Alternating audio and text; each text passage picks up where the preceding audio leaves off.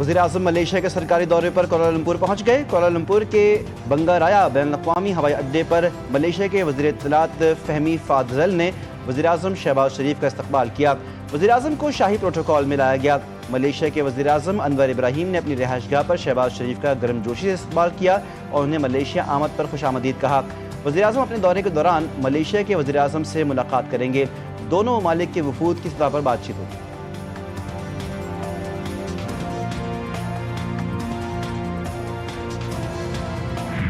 Hamas ने इक़्तिदार ना छोड़ा तो सफ़ाए हस्ती से मिटा दिया जाएगा। ट्रंप की हमास को एक और धमकी। अमेरिकन सदर डोनाल्ड ट्रंप ने अमेरिकी नशरियाती इदारे से बात करते हुए कहा कि जल्द ही जान लेंगे हमास संजीदा है या नहीं। नेतन्याहू गजा में बमबारी ख़त्म करने के लिए तैयार हैं। वो गजा से इब्तिदाई इनखला की हद पर मुत्तफ़िक़ हो गए। इसराइली वफ़द मुज़ाकरात के लिए मिस्र रवाना हो रहा है। अमेरिका जंगबंदी मनसूबे को आगे बढ़ाने की कोशिशें कर रहा है। उम्मीद है कि जंगबंदी मनसूबा जल्द हकीकत बनेगा। वुमेन्स वर्ल्ड कप रिवायती हरीफ पाक भारत मद्दे मुकाबिल। कोलंबो के प्रेमदासा स्टेडियम में जारी हाई वोल्टेज मैच में पाकिस्तान के हदफ के ताक़ुब में बल्लेबाजी जारी। 143 के स्कोर पर इसके 6 खिलाड़ी पवेलियन लौट गए। ओपनर मुनीबा अली को नॉट आउट देने के बाद आउट देने पर नई बहस छिड़ गई। रन आउट की अपील पर मुनीबा को थर्ड अंपायर ने पहले नॉट आउट करार दिया, फिर आउट करार दिया। मुनीबा क्रीज में मौजूद थी, लेकिन जिस वक्त बॉल स्टंप पर लगी तो बैट हवा में था। पाकिस्तानी टीम के मुताबिक बैटर एक बार क्रीज में आ जाए तो बैट हवा में होने पर रन आउट नहीं होता।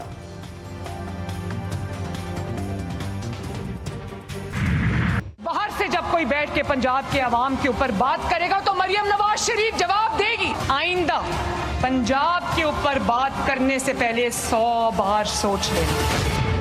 पंजाब हुकूमत की तरफ से मुसलसल तनकीद, ये जो भी पिछले चंद दिनों से चीज़ें हो रही हैं, इनडायरेक्टली टारगेट पीपल्स पार्टी हो रही है, लेकिन असल टारगेट उनका जो वफाकी हुकूमत को है, जो उनके आपसी इशूज़ हैं वफाकी हुकूमत के साथ, उसको हमारी आड़ में शायद उसको सेटल करने की कोशिश की जा रही है। हम सियासत नहीं कर रहे, हम लानत भेजते हैं कि कोई भी मुश्किल हालात में कोई सियासत करे। नफरत हम यहाँ मज़ीद नहीं करने देंगे। आप उनके फॉलोअर्स ना बने कि नफरत अंगेज बात करके फिर आपने कोई नया कार्ड देना और आपने स्पीच राइटर्स को शटअप कॉल दें। सिंध और पंजाब हुकूमत फिर आमने सामने। सिंध के सीनियर वजीर शर्जील नाम मेमन पंजाब हुकूमत पर खूब गरजे बरसे। कहा पंजाब हुकूमत हमारी आड़ में वज़ीर-ए-आज़म को निशाना बना रही है। अगर आपकी वफाक से कोई लड़ाई है तो पीपल्स पार्टी को बीच में ना धकेलें। हमें धमकी दी गई कि उंगली तोड़ देंगे, हम डरने वाले नहीं। मरीम नवाज अपनी तकरीर लिखने वालों को शटअप कॉल दें। उनका स्क्रिप्ट राइटर उनको गलत रास्ते पर जा रहा है। मुश्किल वक्त में सियासत नहीं कर रहे, मगर वो लोग सियासत कर रहे हैं जो काम कम और टिकटॉक पर ज्यादा फोकस करते हैं। जनूबी पंजाब में लोग आज भी इमदाद के लिए तरस रहे हैं।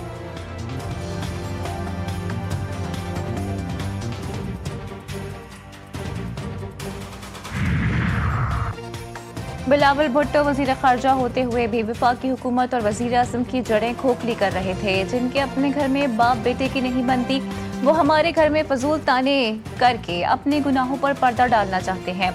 वज़ीर इत्तलात पंजाब का जवाबी वार। अस्मा बुखारी ने शर्जील मेमन का बहस का चैलेंज कबूल कर लिया। कहा आप खुद आए जरूर, किसी प्रॉक्सी के पीछे मत छुपिएगा। पंजाब के सैलाब मुतासिरीन पर गंदी सियासत का आपका बयानिया नाकाम हो गया। जब आप पंजाब की तरक्की से जलने लगते हैं तब आप साजिशें शुरू कर देते हैं। जब आपसे आपकी कारकर्दगी पूछी जाती है तो सुबाइयत कार्ड खेलना शुरू कर देते हैं।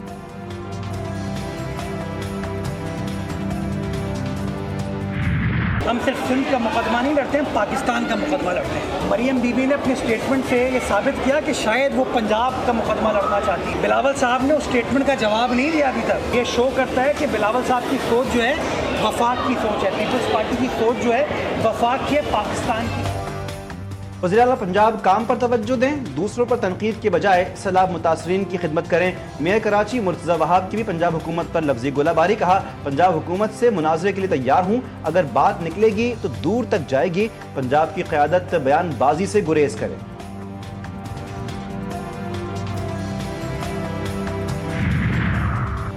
सिंध और पंजाब हुकूमत में गर्मा गर्मी। वज़ीर आला पंजाब का बयान भी सामने आ गया।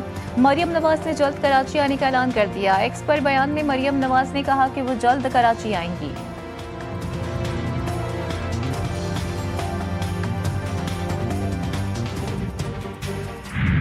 मुआहदे के बहुत करीब है, 90% बात तय हो चुकी है। सिर्फ इंतजामी मामलात को हतमी शक्ल दी जा रही है।